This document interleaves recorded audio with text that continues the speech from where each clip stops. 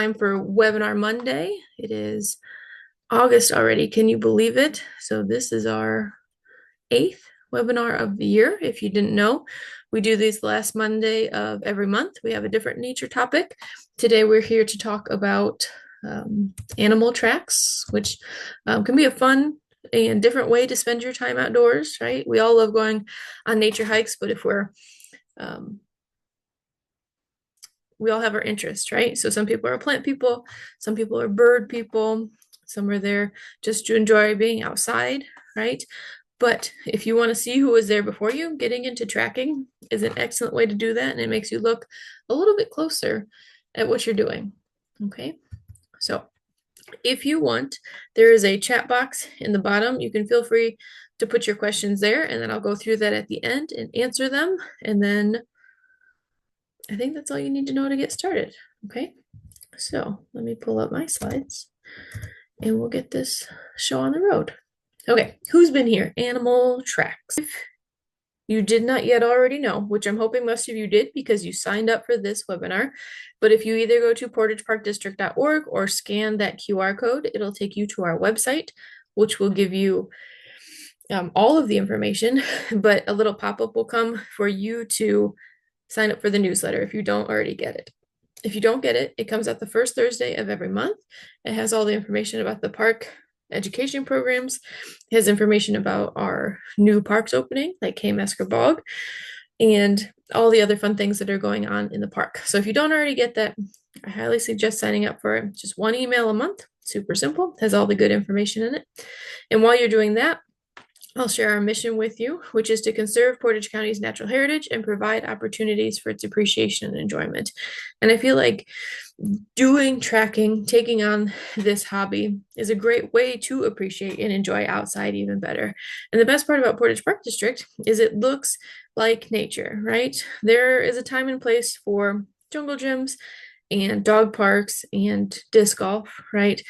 But I appreciate that we focus on the natural heritage and what Portage County has looked like because, if not for a million other reasons, we can look for tracks, right? There's mud, there's snow, there's all of these great places to go find all of these tracks.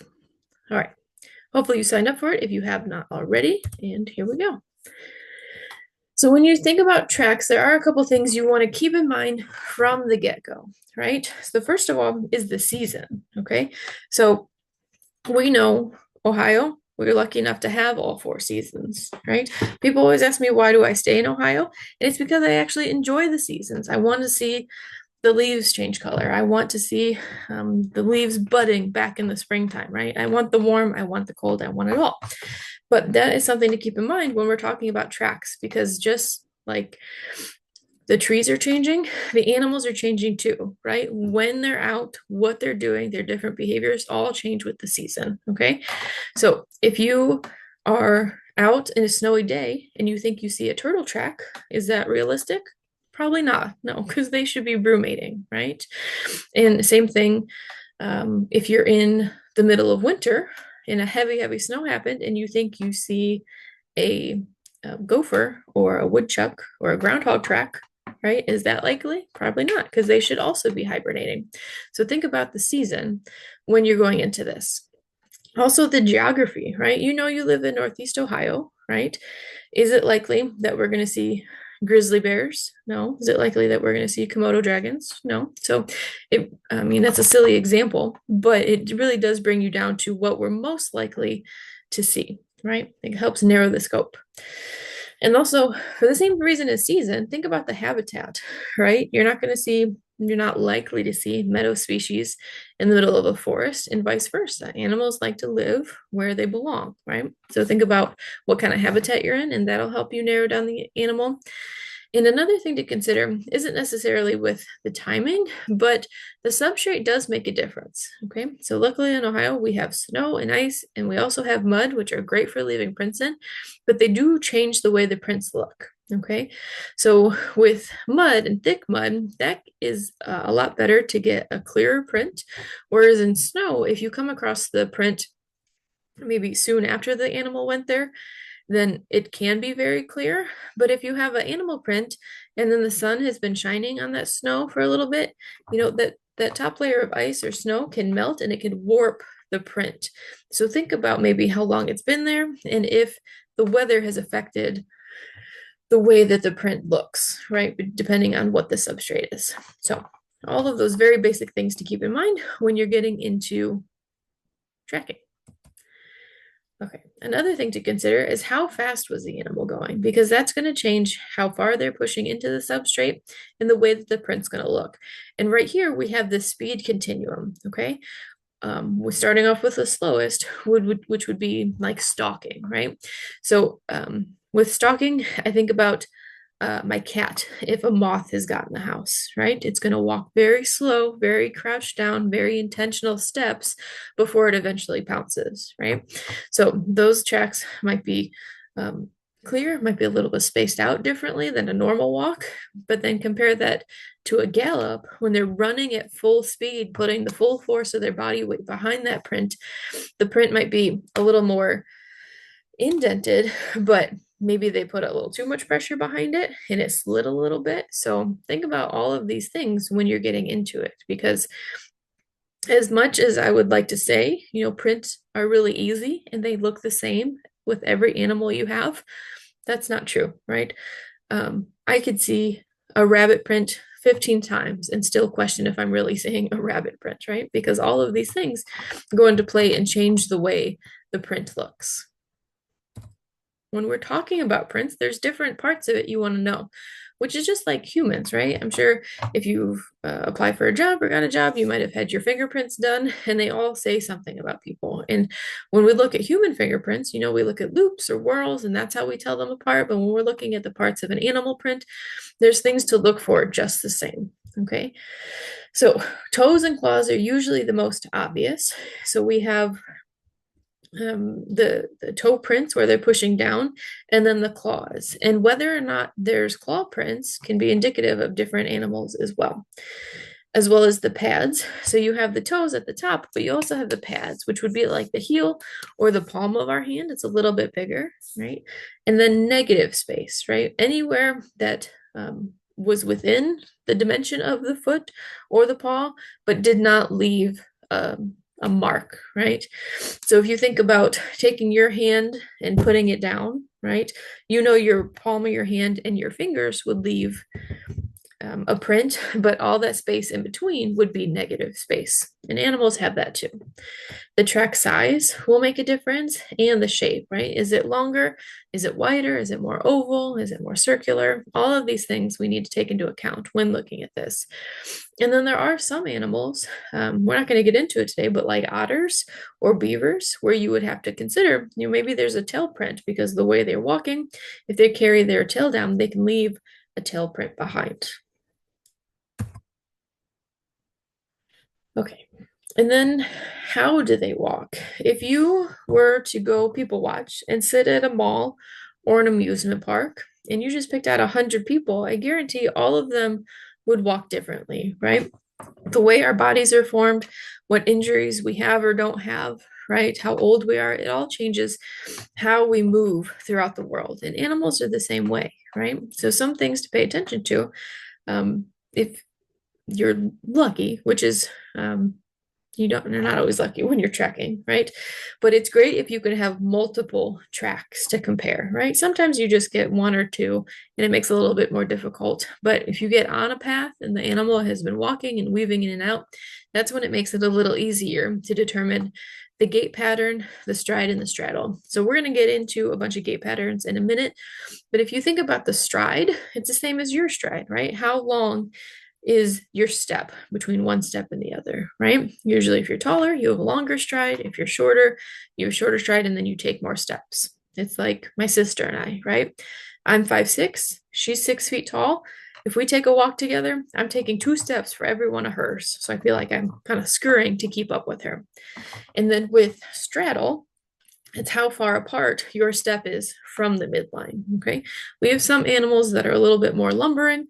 We have some that are, very athletic and they walk very straight, but that can all lead you in the right direction of an ID. Okay. So let's get into gait pattern, shall we? Okay, so we're going to start with our diagonal walkers, and this is the one we typically think of, right? And there are a few that we're going to talk about where they're characterized under other gaits, but when they slow down, they default back into diagonal walkers. So here, what we mean by diagonal is that they're going to move opposite sides of their body at the same time. So it'll be the right front and the left rear are going to move at the same time, right? And then the left front and the right rear are going to move at the same time. So think about maybe how I imagine how Spider-Man would climb a wall, right? His left hand and his right knee is going up, and then he switches, right? It's that opposite pattern going up. That's what we call our diagonal walkers. And these opposite body parts are moving simultaneously. And the most obvious example of that is a deer. If you're watching a deer walk, you know how they move opposite body sides of their body at the same time, right? And because of this, it's almost as if they're stepping in to the last track that they made, right? So when their left front foot has moved, their left back foot moves into that track. So some of these tracks can be overlapping, and then it can be a little bit confusing. So you're like, well, this looks like a certain animal, but there's a lot going on here. And that's usually because the tracks are overlapping. So you might be seeing more than just 4 toe pads, which can be confusing if you're just starting out. Okay. So it's not just our deer, but we also have our canines, like our coyotes and our foxes, and then our felines as well that are going to walk like this. So those are our diagonal walkers. Moving on, we have our bounders. So think about how if something is bounding, is moving quickly, it's moving its whole body. I kind of think like they're doing the worm, right? They're moving along in that pattern. And this is going to be our animals. They're going to move in these tight clusters, right? So their back feet and their front feet are going to move together. In this picture right here, I'll share the resource with you at the end of the PowerPoint, but this is how I find it easiest to imagine them, right? They're bounding, sorry. They put their front feet down, their back feet come almost to meet it, and then they have that force of the back feet to propel their front feet forward again. So you can see their back feet and their front feet track are very close together, okay? I wish I had a GIF or a video to put for each of these, but hopefully this is providing enough information for you to at least visualize it, right? So as you can probably tell by the photo, these are going to be our mustelids, right? So our minks, our weasels, and our otters, these are going to be the ones that are bounding, right? I haven't seen them in a while, but if you go to our newest park, Breakneck Creek Park in Ravenna, I have seen river otter there. So maybe one day we'll be able to see them moving like this and we can actually track their pattern. Then we have our hoppers and our gallopers, which, you could probably guess would be our rabbits and squirrels. So here, when they're hopping, they hop in a way that their front feet are actually going to land behind their back feet. And this can be a little confusing when you're new at this because you'll see front feet and back feet, and you'll think, oh, they're moving in the direction where the front feet are in front, but that's actually not the case, right? So if you look at this black image of the spots, right? The elongated oval ones would be the back feet, and the 2 dots would be the front feet, but they're moving to the right across the screen because that's the way the back feet are. Because as they're moving, those back feet land and the front feet kind of come in between, like, thinking about how maybe a frog would sit. That's how not only our rabbits and our squirrels move, but also our rodents. And this is one of the examples where when they're moving at a steady pace, this is how they're going to make their tracks. But I'm sure you've all watched maybe a squirrel on your deck, right? Where they're walking and they're not in a hurry. Excuse me. And that's when they turn into the diagonal walkers, right? I'm sure you've all seen a squirrel kind of slowly walking across tentatively, trying to get that peanut that they're stealing from the blue jays. But here, this is how they would walk if they're moving at their normal gallop, right? So front feet in back feet in front, moving in the direction where the back feet are in the front, okay? And if we look here, if you find this, now you know the direction that they're moving, but you can also tell the difference if it's a rabbit or a squirrel, depending on how the front feet are situated. Okay, so as they land, if their hands are right next to each other, those are going to be our squirrels. And if their hands are a little bit offset, those are going to be our rabbits. Okay, so as we move through here. It has been a beautiful summer, albeit a little dry, but eventually we'll get into the rainy season and there'll be mud. So start looking for these things, right? And then you'll be able to see, okay, are these paws right next to each other or a little bit offset? And then you'll be able to tell the difference between a rabbit and a squirrel print. Okay. I should say these are the ones that we come across most on our hikes. I think maybe out of all of these. Yeah, I mean, obviously deer, but rabbits and squirrels, we talk about these a lot, right? Okay. Then we get to our pacers, which is going to be our last gait of the day. And these are the ones that kind of lumber along. So we're not going to talk about black bears today, but if you think about how a black bear kind of dawdles along, goes from side to side, this is what they're doing. Okay, so instead of our diagonal walkers where it's opposite foot, opposite leg, they're going to move the same side of their body at the same time, right? So right front and right rear are going to move at the same time, and then they're going to switch. So they kind of have this, lumbering side to side, you know, they don't look like they're in any really hurry when they're moving slow, right? So, with these, it depends on how fast they're going, but their tracks can be on top of each other, right? So they can keep stepping on each other. And then for here, I just said we're not going to talk about the black bears, but we do have a couple of small mammals that do walk like this, right? So our skunks are going to do this, the possums, and the raccoons. And I think skunks and raccoons just look like small bears anyway, so that makes sense, right? Okay. So here are some helpful hints, at least what I find helpful when I'm thinking about it. When you go up to a track, right, you already know you have to think about the season and the substrate and all of those things. But here are some quick ways in order to differentiate between tracks, just at least to narrow it down a little bit. For me, if it looks like a deer, right, these stand out. You know that these are deer. So unless you're somewhere that has hogs or sheep, it's unlikely that it's going to be anything other than a deer. Okay, but if we go back up to the top left, we're going to look for four toes, and four toes are going to be indicative of our canines, felines, and our rabbits.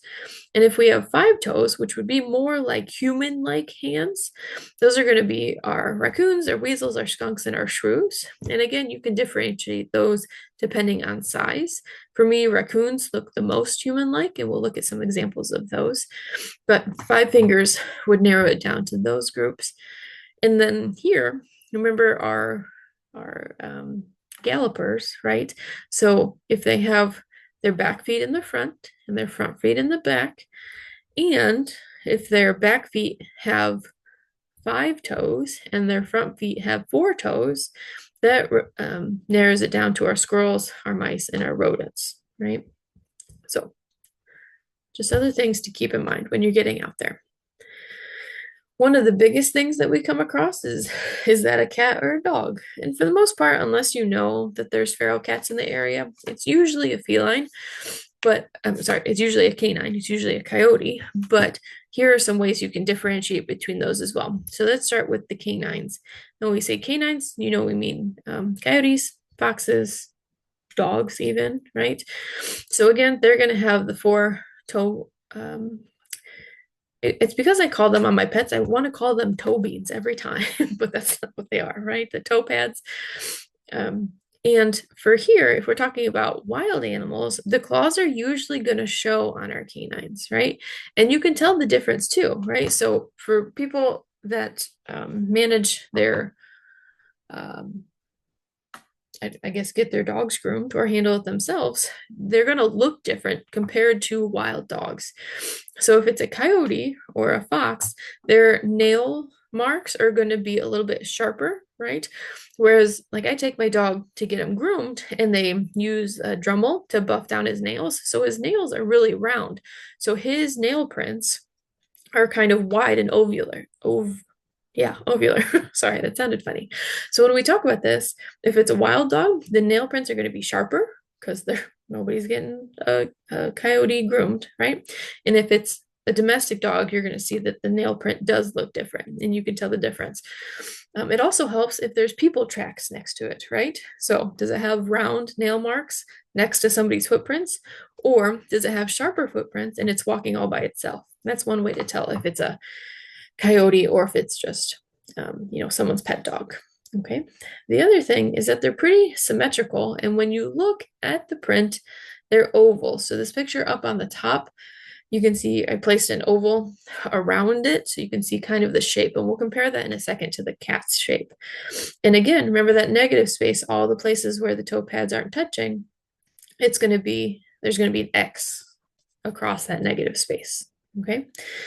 And then here, the palm pad, which would be, like the palm of our hand away from where the fingers or the toes are, it's going to be more triangular. Okay. So take a second to look at the cat or to look at the dog pictures because we're about to switch to the felines. And now you probably see the difference pretty immediately, right? So for our felines, they still have four toes, but think about even your pet cats, right? When they're walking, their claws retract. So for cats, you're not going to see the claw marks like you would in the canines, okay? They're a little bit more asymmetrical. They're not as even as the canines are. And if you look here, the prints are more circular compared to the canines where we saw it was an oval, okay? Here they have two lobes and then three on the bottom when we're talking about that bottom heel pad. And then the pad itself is pretty large, right? There's very little negative space, and what negative space there is, instead of the X that we saw back here, now we're seeing kind of more this curved negative space. Okay, so circle, curved negative space, whereas the dog would be oval, X negative shake, negative space with claw marks, right? Okay, so changing gears a little bit, let's talk about the birds. So I put them all together so we can kind of see the difference. When we're out, the ones we're going to see, unless you're on the shore, are the perching birds and the game birds. And the one I come across the most is the turkey, okay, which is what we see here. So with our game birds, they have the three in the front, and you'll be surprised by how big these can be, right? Turkeys are massive, in my opinion. Well, not even my opinion, they're big birds, right? But I'm always surprised by how big the tracks that they leave behind are.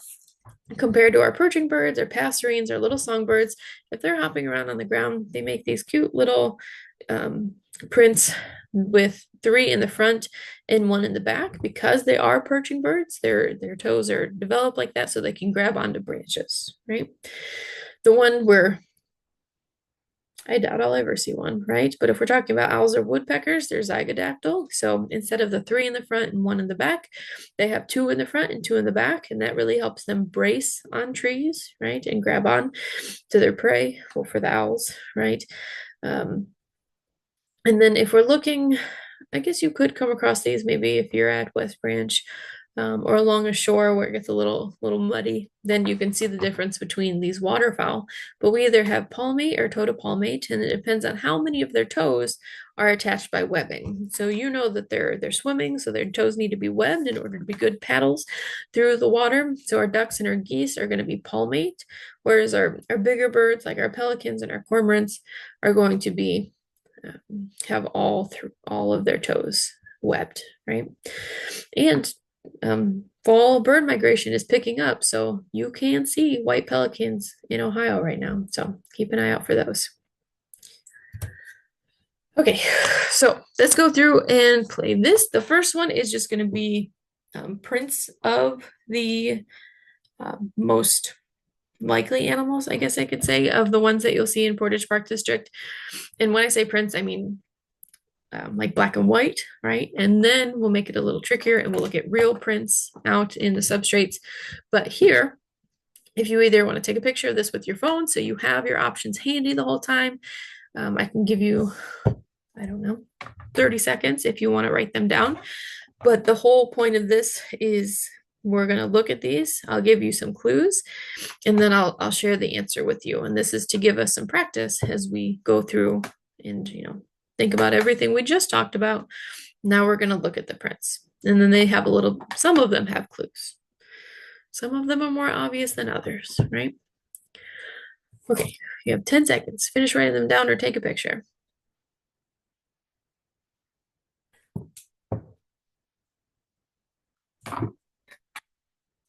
3, 2, 1. Okay, let's go. First one, if you don't get it, I don't think you were paying attention to me at all. But here it is, right? So these can be between 1 and 4 inch, and it's determined by the sexes, I should say, is determined by the size. So if it's bigger, it's going to be a male. If they're smaller, they're going to be females. And not only do they leave these very obvious prints behind, but in the fall, they're going to start scratching for acorns. So just like we look for rubs on the tree, right? We can also look for scrapes on the ground, and that would be indicative of what? Oh, guys, we can use our chat box. Does anyone want to play that game? So if you want, you can throw your answer in the chat box, and then we can participate. Usually on webinars, I don't get the chance to actually communicate with you guys. So if you want and you know the answer, throw it in the chat box.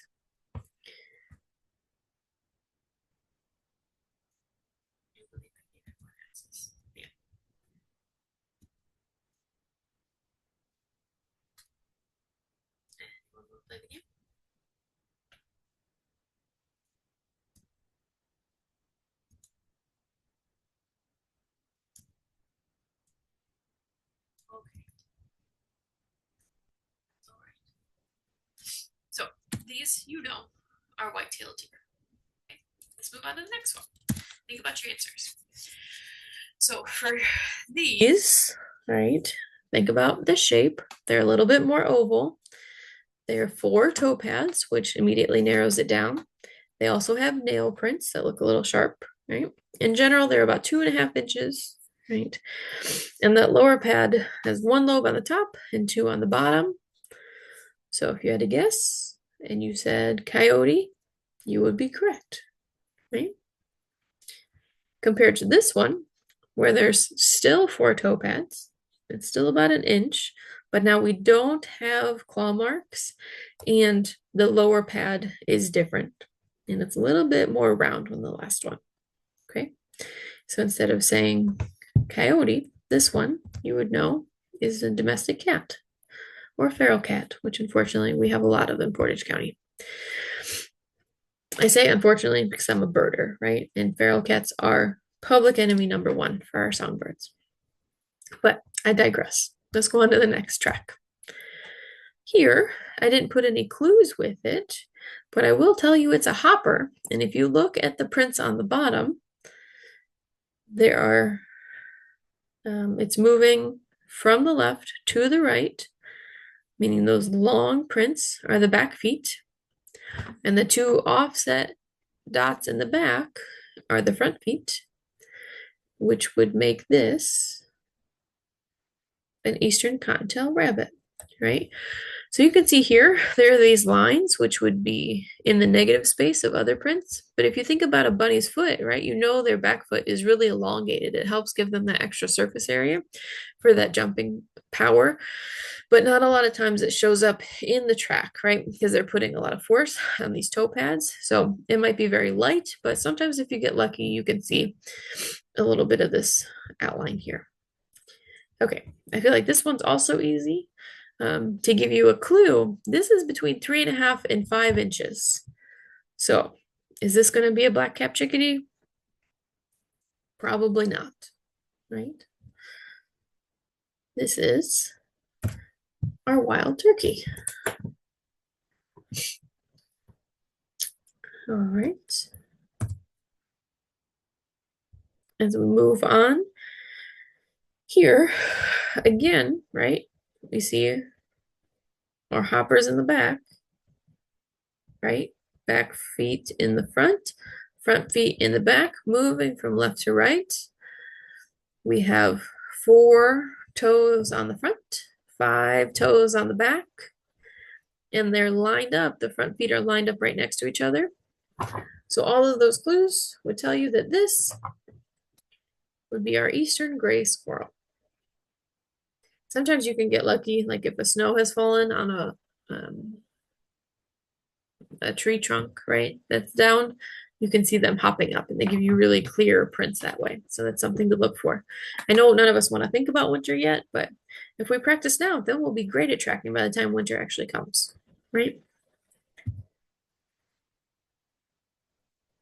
Okay, so here, to me, these look the most human-like, right? The fingers are kind of wonky and there's no nail prints, but they have 5 digits and they're all relatively close together, right? And these are one of our pacers, right? Is that, yeah, the pacers, the one that kind of lumber. Okay. So who has the most human-like hands? That would be our raccoons, right? So what I want you to compare, look how for the raccoons, their hands generally go how ours go, right? Their fingers are usually facing the same direction, whether it's the front pad or the back pad. But if we look at this one, they still have 5 digits, still a little human-like, but those, what we could equate to thumbs, are way out there, right? And that's the best way to tell the difference between raccoons and this animal, which would be a possum, right? So they still have 5 digits, but see how that 5th digit is way kind of dramatically out there? That's how you would tell the difference between if it's a possum or if it's a raccoon. And then this one is also a pacer, but they're a lot more flat-footed than the other one, excuse me, that we just talked about. Okay, and the claw marks on this would be significant. Okay, so to me, this almost looks like it would be a bear print, but it's much, much smaller. Okay, so if you guessed a striped skunk, you would be correct. Okay, 1, 2, 3, 4, 5, 6. There were 9 of them. How'd you do? If you got more than one, I would consider that a success. Because we come into this assuming we know nothing and then we're all ready to learn something, right? So if you got more than one, you're basically a genius. Now we're going to make it a little bit more difficult, okay? So we're taking that same list. I think I did remember to reorganize these. Yep. But now, instead of looking at the black and white images, we're going to look at actual prints. And it can either be in the mud, in the sand, or in the snow. So I'm going to give you a little bit longer time to look for these or look at these, but then we'll go through them just the same. Okay. Starting with this one.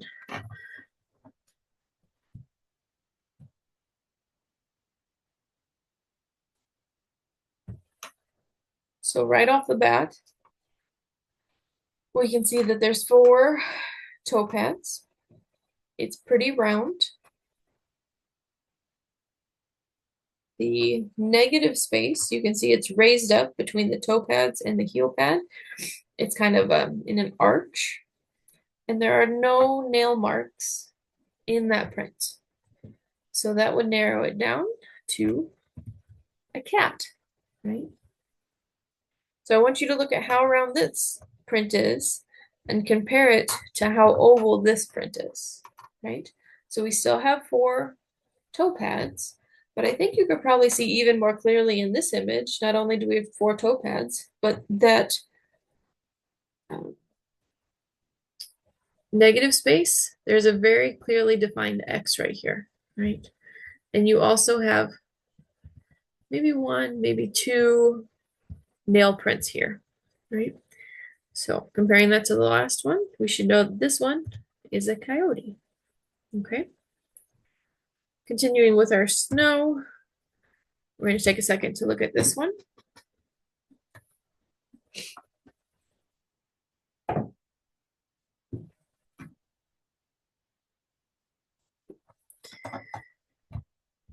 So here you see a set of 4 prints. They're kind of hopping along. There's really no indents in between the tracks. But you have 2 kind of longer ones and 2 smaller, rounder ones. Okay. So if you're looking at this image with the back feet in front, the animal is moving away from us in this image, right? It's almost as if we're following them along. Okay. So it narrows it down because we have these back feet and then the front feet behind. But the real kicker is to look at the placement of those backhands. And because they're offset, we can narrow this down to a rabbit. Okay. So this is just a reminder. It's an easy print once you look at it, but animals aren't the only thing that leave prints, right? And I am not proud, so I will admit that I've spent more than 2 minutes trying to decipher an old track, and eventually came to the conclusion that it was a boot print that just had worn off, right? So sometimes even humans can throw you through a loop. But hopefully here you can see the boot print, and then right inside of it, you have these 2 prints from a hoof, which tells us that that is a white-tailed deer. Right? Okay, back to the snow. Here, this is just one print, right? So maybe the animal landed and then went off in brush, maybe went up a tree, right? So we can't see the rest of the prints. And sometimes it happens like that, right? You don't always get the whole picture. But we can see that they're pretty in line, right? Remember, everything in nature is variable. But here we see a long back foot and a smaller front foot. So we can assume that this is one of our hoppers, okay? But based on the fact that this front foot is next to the other front foot, I would say that it's safe to assume that this is an eastern gray squirrel, right? And these are the ones that make it tricky. If this is all you have, right, it doesn't look like all of the examples we've looked at so far, but you can use your best judgment to kind of figure out what's going on here. Okay, here we have some mud. And if we look, 1, 2, 3, 4, 5 digits on both prints. We do have a front print and a back print here. And if you look at both of them, for me, it's a little bit easier to look at the print on the right, which would be the back print. You can see that what would equate to our thumb is really kind of bent over there. It's away from the other digits, okay? Because it kind of looks like a raccoon, but that wonky thumb, we know that this is our possum, okay? And then here, I think we're in some sand, might be on the shore.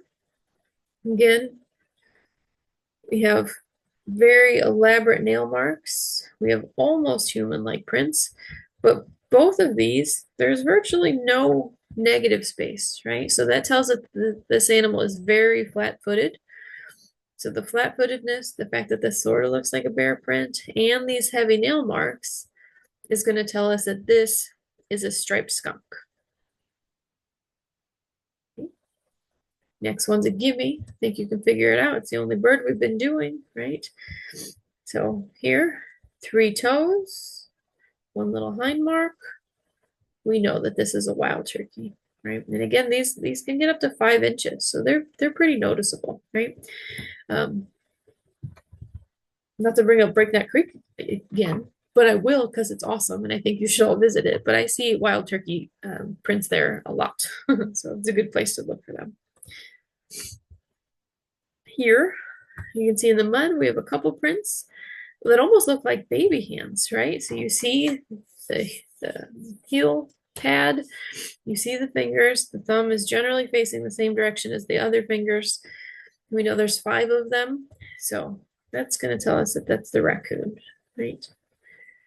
If you go to Seneca Ponds in Streetsboro, as you start crossing those small bridges, I would start looking in the mud there as it starts to dry out. There's usually good raccoon prints right through there, and they're right off the little bridge, so they're very easy to see. But that's a good place to look for them as well. Okay, so again, we had 9. If you got, I would say, if you got more than 3, you should give yourself a round of applause, right? That it's not easy to do, especially because we were going a little bit quicker, but um, hopefully you got something out of that, right? And moving in the season, right? I think I talked about this a little in the beginning, how we're going to move into the rainy season, which brings mud. And yes, it's a pain to clean up, but if you're out in the field and you're looking for tracks, mud is awesome, right? And it gives you one more thing to do outside. I did want to share resources with you.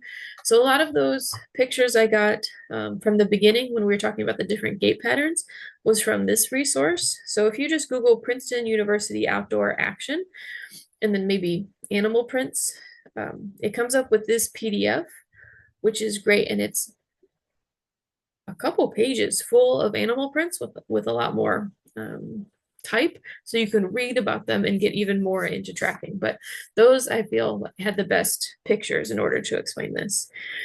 If you're familiar with the field guides that ODNR puts out, all of them are wonderful, but the mammals is exceptionally great because it does include the prints. I also have a book here, which is not by a name I recognize, but it's a field guide to animal tracks, right? So it's a little bit older, right? But you can see it gives you information on these. So if there are field guides for animal tracks, just like there are for birds and other things. So if you want to invest in that, you have your options. If you want to go more digitally, I have come across this app called iTrack Pro. And I have to be really convinced that it's worth it in order to spend money for an app on my phone. And this one did convince me.